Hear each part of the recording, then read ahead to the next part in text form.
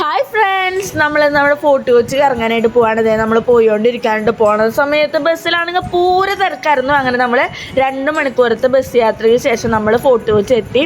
അങ്ങനെ നമ്മൾ തന്നെ അവിടെ നിന്ന് ഇങ്ങനെ കറങ്ങി നടന്ന് ഓരോ സാധനങ്ങളൊക്കെ ഇങ്ങനെ നോക്കി നിന്നു. കുറച്ച് കഴിക്കാനുള്ള സാധനങ്ങളൊക്കെ നല്ല രസമുണ്ടായിരുന്നു. അതൊക്കെ കഴിച്ചു. പിന്നെ കമ്മലുകളൊക്കെ നല്ല വെറൈറ്റി കമ്മലുകളൊക്കെ ഉണ്ടായിരുന്നു. വലിയ വലിയ കമ്മലുകളായിരുന്നു. അങ്ങനെ അതൊക്കെ നമ്മൾ നോക്കി.